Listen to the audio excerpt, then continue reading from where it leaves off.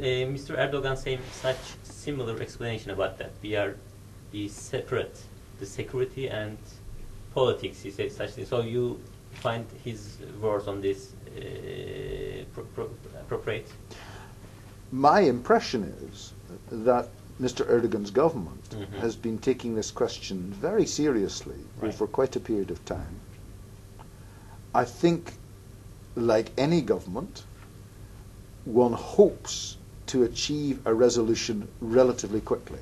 I mean, we all want to do that.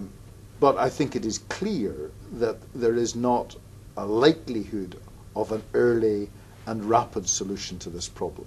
It's likely to take time, and I think the Turkish government understands that. I think one of the things if I might observe is that in the UK and in Ireland, the political parties, government and opposition, did not seek to disagree publicly over the question of the peace process. In other words, the opposition party in Britain, and the opposition party in the Republic of Ireland also, when they were in opposition, they did not attack the government for participation in the peace process. And when things changed around, so that a different party was in government and a different party was in opposition, they also did not use this as a place to have political arguments in public. And I'm not quite sure that things have got to that point in Turkey. My impression is that opposition parties feel very free to be critical of the government, even though this is a national problem. It's not a party political problem. It's a national challenge and a national problem. So that will be a difference that I would observe between what I saw in the UK and Ireland and what I've seen in Turkey. I see. It's maybe let's start from the last point. Turkish government should sit table with Öcalan, according to you. I would like that first. Well, that's not what I've said. Yeah. That's not what I've said at all. Okay. First of all, I've said I'm not telling what the Turkish government should do. Let's be very clear about that. I'm telling what we did in our situation. The second thing is that we did not immediately move to talking. It took years to get to the point, and it required major moves on the part of Republicans and the IRA before talks were possible. I'm asking, that time came for sitting on the table. Yeah, you say that it took years. So that also years passed on the Kurdish issue in Turkey. So the timing of the sitting on the table came for that. So with Öcalan, between Öcalan government. I'm not saying that at all. Yeah, you're trying to get me to say that. I'm just one. It's quite clear that you are at the very beginning of a peace process in Turkey, not halfway through it. No, halfway. You say that Turkey is on the beginning now at the moment. Yeah. It seems to me you're in very early stages. Very early stages. I see no evidence of any attempt at a peace process before Mr. Erdogan became Prime Minister. So you are not agree with Hasan Cemal or Cengiz Çander, some writers, Turkish writers, Hasan Cemal, because they say that Turkish government should sit and together with Öcalan. But at the same time, there are some problems that it is said that it is alleged that PKK is not led by Öcalan at the moment, because it's lots of different, intelligence service maybe influence the PKK. So what do you think about that? PKK is led by Öcalan at the moment. What's your that's not an issue for me. It's not an issue for me. The question for me is, how does one approach such a serious long-term problem? Ultimately, there is a political dimension and there is a security dimension. And the security dimension does not go away when there is still violence and trouble, as there still is. But just because there's a security element does not mean that it's not possible to engage. Now, it's so I understand from your words that the government is making the right thing, right politics, because they are making similar what you said. They are separating. They are at the same time political and separating political and security issues at the moment. Yeah, but so do you agree on that? Yeah, the government is making the right at the moment. It's a much more complicated issue than you are making out. Much more complicated. It's not, for example, a question whether the government engages directly. For years, in our situation, the British government did not engage directly, but other people engaged with both sides. So there were people, for example, from the churches engaged with Republicans. I see. There were people on the intelligence side who engaged with Republicans. Not a question of the Prime Minister at that time, John Major, sitting down with Gerry Adams and Martin McGuinness. That was not a question at all. And Sinn Féin and Gerry Adams and Martin McGuinness, they had to make moves, as well as Irish government making moves. Opposition parties, as well as government parties, had to make moves. They had, for example, to accept that this was a national commitment to resolve a national problem, not something that could be a matter of partial debate. I don't think that you've got to that place in Turkey. My observation is that opposition parties are still making criticisms of the government, and I don't say the government is perfect or is doing absolutely everything right, but this must be a national commitment, so that if after some of these opposition parties were part of the government, for example, that they would continue on whatever the process is. There's also a lot of ups and downs in these processes. The Prime Minister took some steps. He felt that they were not reciprocated. The process then moved back a bit. Now you have some more trouble. You know, it moves backwards and forwards. It's not a simple, straightforward, stepwise process. Algorithmic way, because right. One of my friends, Vamek Volkan, often talks about it being like playing an accordion. You know, it goes like this here. It doesn't go nice and smoothly. It goes like this. And so I think that's very important to understand. It seems to me that there is a preparedness on the part of the government to develop a process. Is the PKK prepared to participate in a constructive way? Are they prepared to do the things they need to do? I don't know the answer to that. Are the opposition parties prepared to play their role? I don't know the answer to that. But everybody needs to understand it's going to be a difficult long-term process. I see. But PKK is still, you know, previously they are still going on to make some. Let's change my question. They changed their way to attack. You know, now at the moment they are attacking. They are bombing in the cities on civilians. So this means that they are playing their final because I don't think you can say that. You can't say that. It's possible.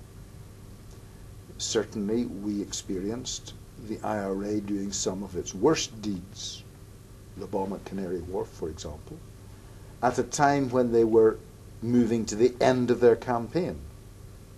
And they were, in a sense, trying to prove that they were still undefeated and strong at the time when they were moving towards negotiation. Is that what is happening with the PKK? I don't know. I don't know the answer to that. It will probably only be possible to know that in the future when we look back. I see. Is it possible? Of course it's possible. Öcalan should be released. Why? According to you. Why? Because, you know, No. like in the when compared with the example IRA. No. Because now IRA leaders of some previous leaders of IRA is now candidate for, you know. No, but that's not what happened. Right. The IRA prisoners were not released until sometime after an agreement was reached. Right. The people with whom the agreement was reached were not prisoners. Gerry Adams and Martin McGuinness were not in prison. Right. They were elected representatives. The British government did not negotiate with the prisoners about the political process. I see. So it's got nothing to do with the question of engaging with Öcalan. The question is, are there elected representatives who are elected in free and fair elections, who are prepared themselves to engage in political discussion about the future?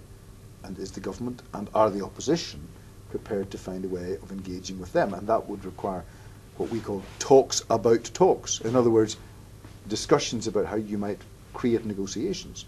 That's a completely different thing. We did not have prisoners released for negotiation in Northern Ireland. Prisoner release happened after an agreement was reached, And the agreement was not reached with the prisoners. It was reached with the elected representatives. After you say. Okay.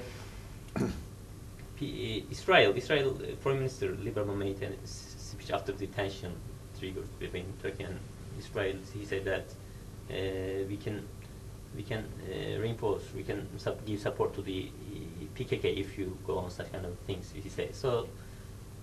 We can relate the events happening in the cities, bombing attacks, to that issue, PKK, Israel-Turkey issue. I'm not sure that I would put a great deal of weight on some of the things that Mr. Lieberman says. Mm-hmm.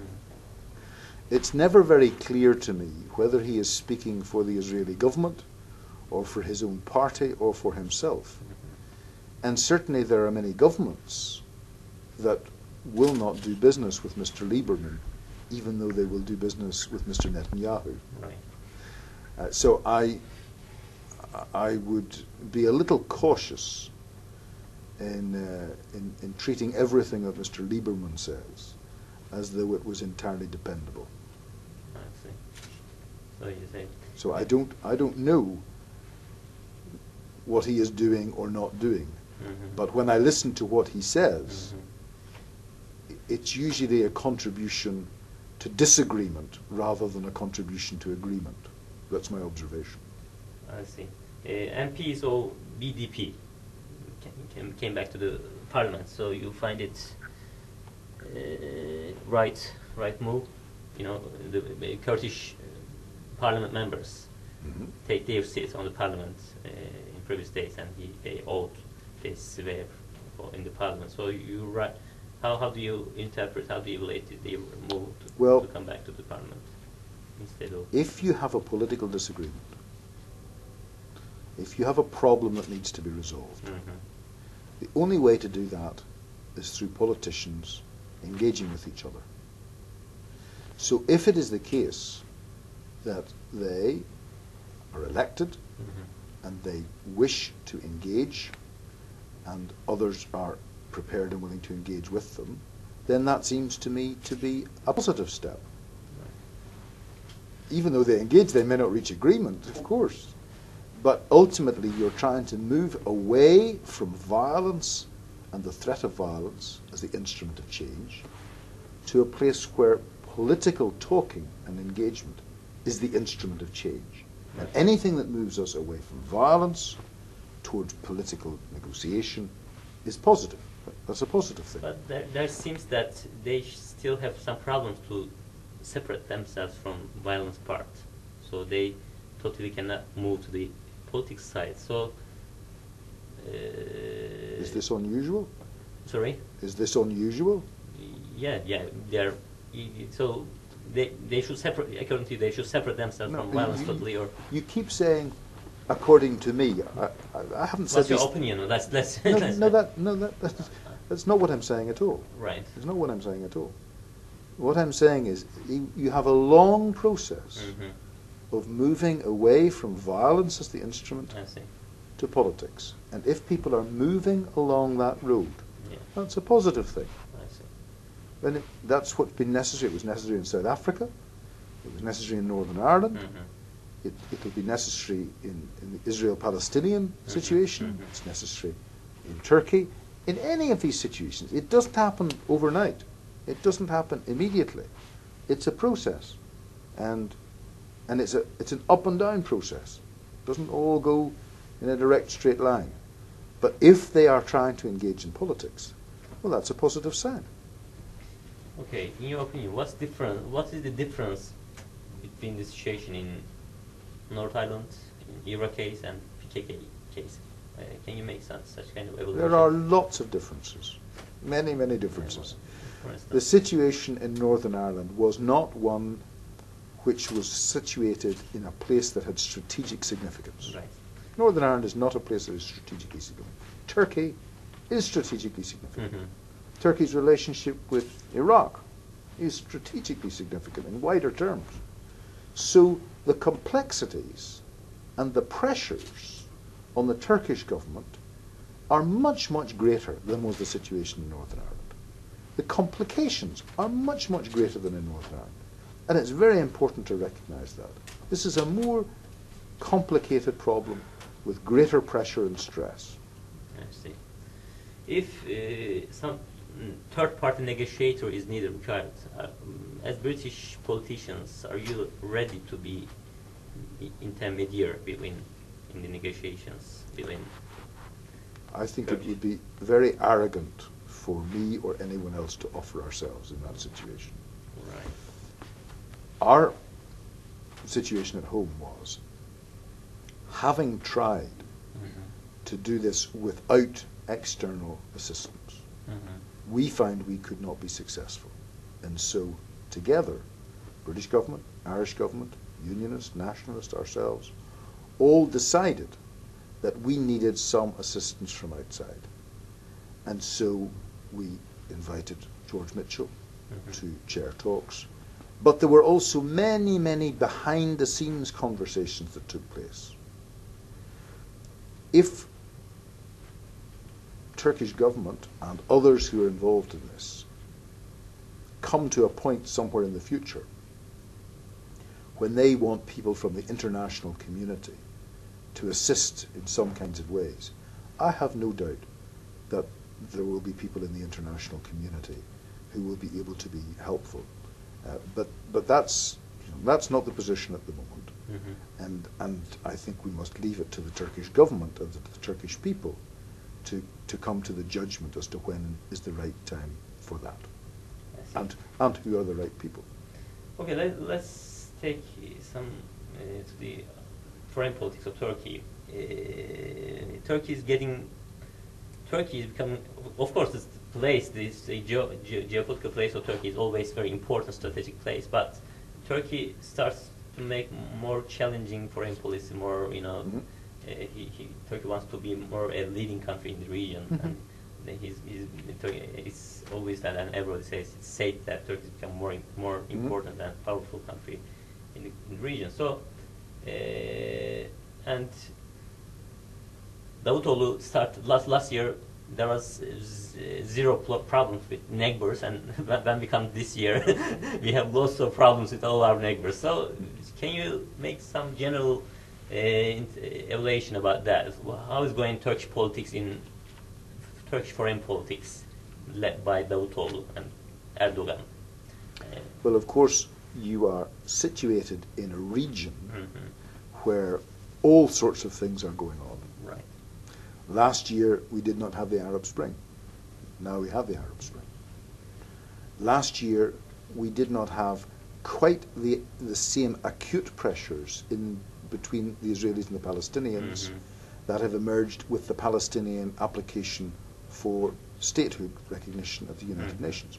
That has upped the pressure, and you mentioned Mr. Lieberman. He has had lots to say about that particular application. Right. The tensions between Iran and the United States and Israel are probably not quite as acute at this very moment as they have been maybe last year. Right. But it seems to me very likely that they will come back onto the agenda before very long. So Turkey is sitting right in the middle of a very difficult region.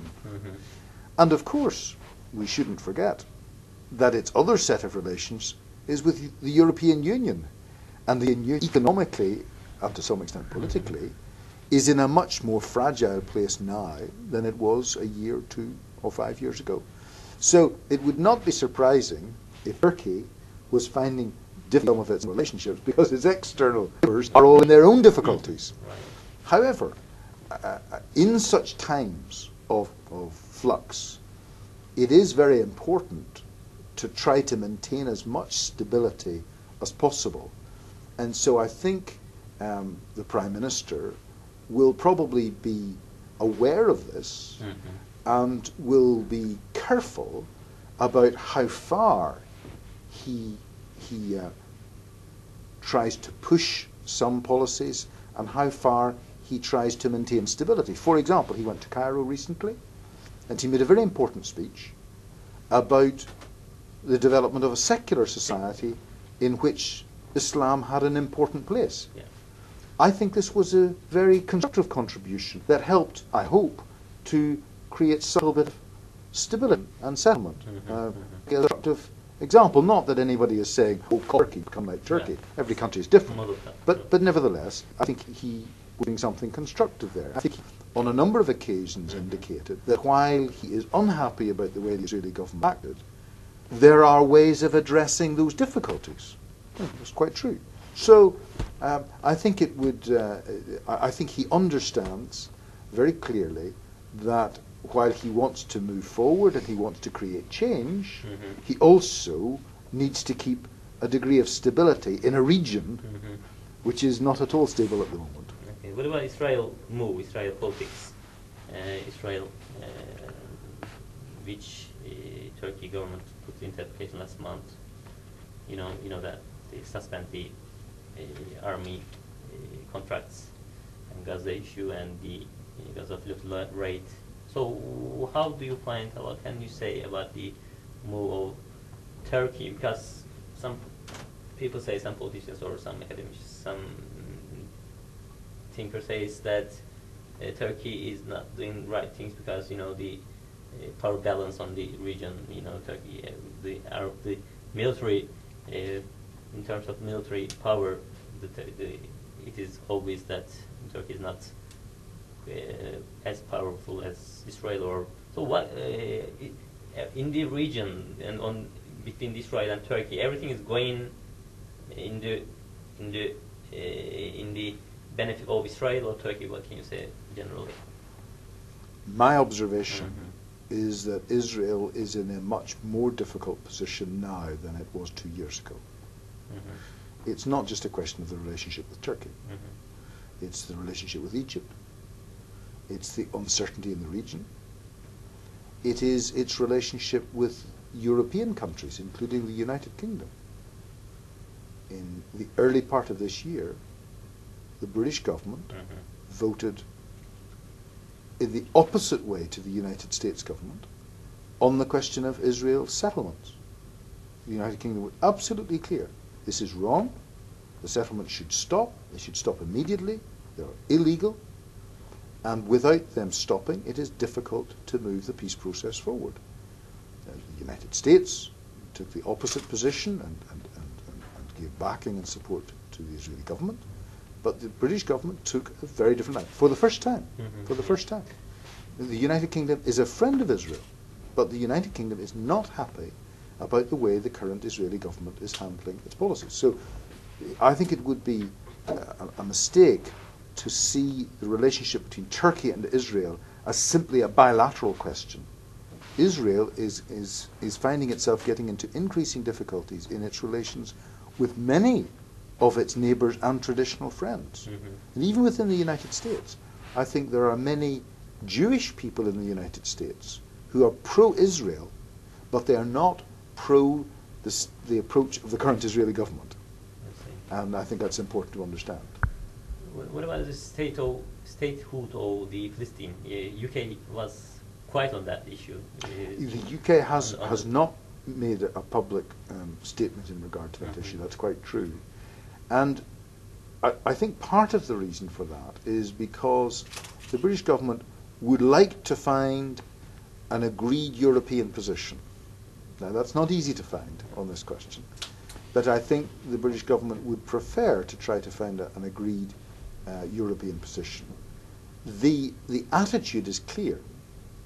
The British government, and I strongly support this, would like to see a two-state solution with a viable Palestinian state that was stable and peaceful and had confidence to develop its economy and the welfare of its own people. Of course, it's not easy to achieve that, but do we want to see Palestinian statehood recognized by the United Nations? Absolutely. How do we deal with the current situation? The attempt of the government is to try to achieve European agreement, and we are not at that point just yet. Okay, what about Cyprus petrol drilling in the Mediterranean? So, and it's also related with Israel issues as well. What can you say about on that issue? Turkey's made some negotiation with North Cyprus on that, make some agreements. So, yeah, what can you say on that? Well, I'm not sure that there's very much that I can usefully say on that. Right. It's obviously, it's a problem that has just arisen rather recently. It's a problem of international dispute. There are mechanisms to deal with such questions, but it's at a very early stage, and I don't think I can very usefully comment about it. Okay, let's come back to the Syria border. As Syria is still staying there as a problem, as that regime is stays, because Iran is supporting Syria, and at the same time Israel does not want Assad regime to go. So,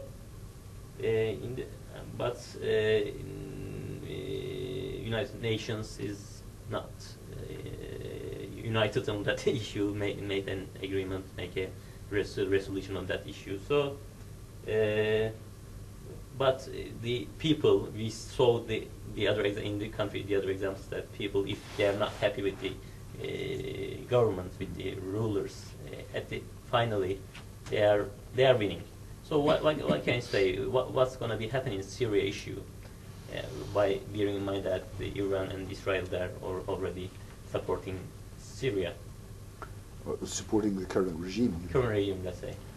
I think it's very difficult to predict what will happen. However, one key question until now in the various countries affected by the Arab Spring has been, what is the position of the army? Right. Is the army prepared to shoot on its own people or not? In the case of Tunisia and of Egypt, the army was not prepared to do this, and so we had a relatively peaceful transition. In the case of Libya, the army was, but the army then split, and the country divided, and the Arab League, as well as the United Nations, asked the international community to come in and help address the dreadful problem in Libya. Syria is between these two. Right. The army has been prepared to do terrible things in regard to their own people, but we do not have the United Nations and the Arab League turning to the international community and saying it's time to intervene. That's not the position at all. But I think many countries, including my own country here, have made very clear that the way that the President of Syria has been treating his own people is not acceptable, absolutely not acceptable, that the pressure is being put on him and his supporters to stop doing what they're doing. This has not been successful, and I think the view of many people in the West is that it's hard to see how that regime can survive in the long run with such long-term deep disenchantment by its own people. But that doesn't mean that there is a case for any kind of military intervention, as in Libya, because the situation is quite different. The Arab League and the United Nations are not calling for an international intervention. What may be the potential results? Of, there's also Kurdish people in Syria, Yes, living, and also in the, as it is there in North Iraq and mostly Iran and Turkey as well. So, and we are also lots of knowledge on the Kurdish issue and the Kurdish people around that people. So, what may be the reason if there's some disputes on if Syria becomes like Libya or or Egypt? So, what may be how it's going to be affect the Kurdish issue in Turkey? I don't think it will necessarily affect the Kurdish issue in Turkey. Just because people are from a particular national group does not mean that that will affect the situation in another state. Right. So I don't think you can assume that there will be any particular connection between these two things. The situation in Syria is not particularly for Kurdish people. It's much, much wider issue than that.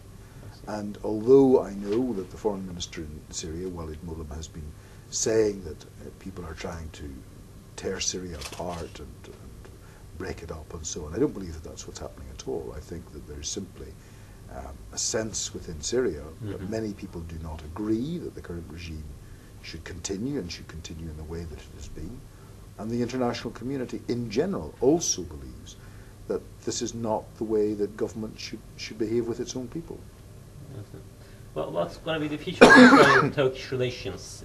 They will The future of, sorry? Israel and Turkish relations. They will negotiate with each other. They will be friends again, as it was used, or it will be worse. I don't think you can predict.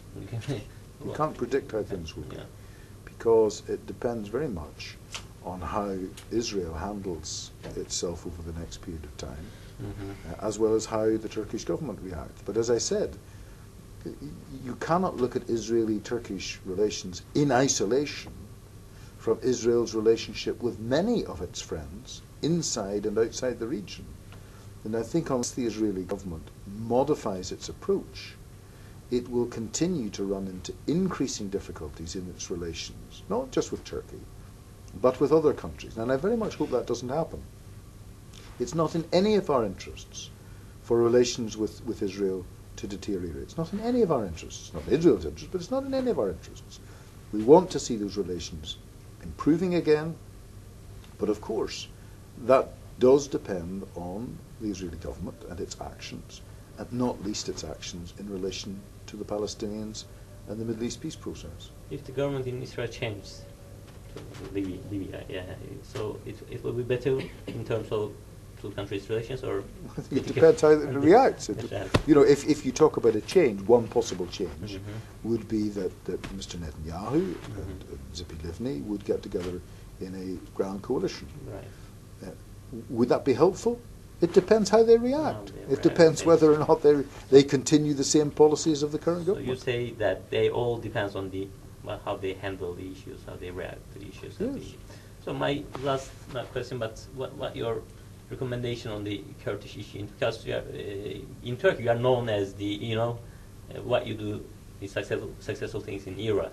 So what's your recommendations on Kurdish issue to Turkish government? I think I would say just two things. Right. The first I said earlier on, and that is there is not only a security solution or only a political solution. Both of these ingredients are crucial.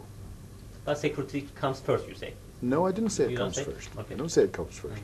I say both of these are necessary, and at certain stages, one may get more emphasis than the other, but that it moves backwards and forwards. It's not first this and then this.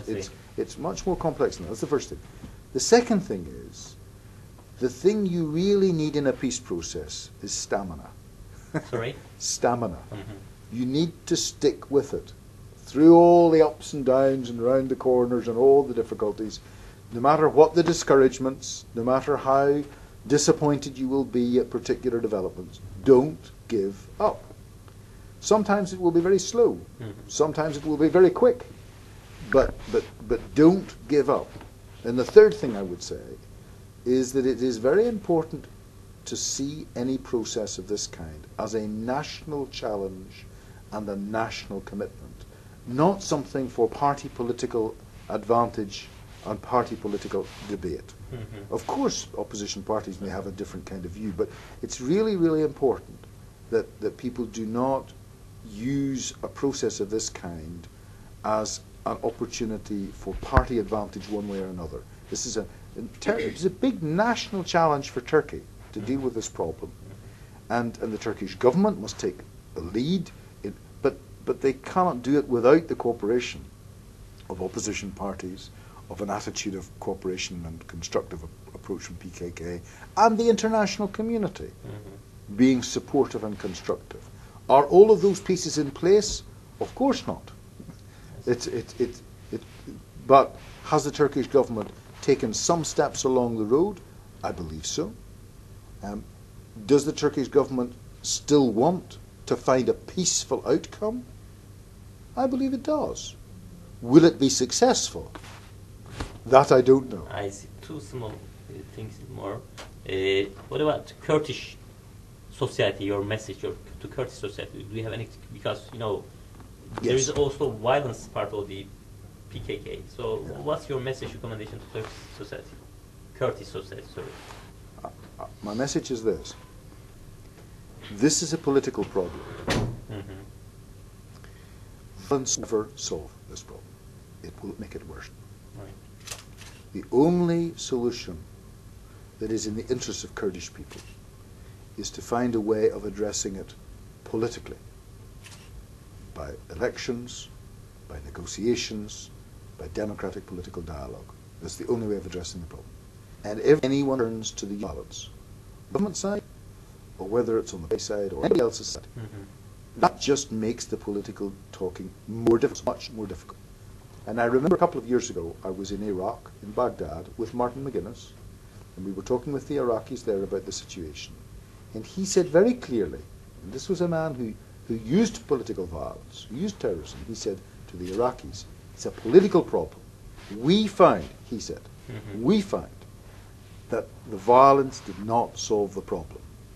And we had to get down to talking. And that's what I would say to Kurdish people, that you will not at the outset of all of this, you will not get everything you want, but violence will not help. It will only make the situation worse.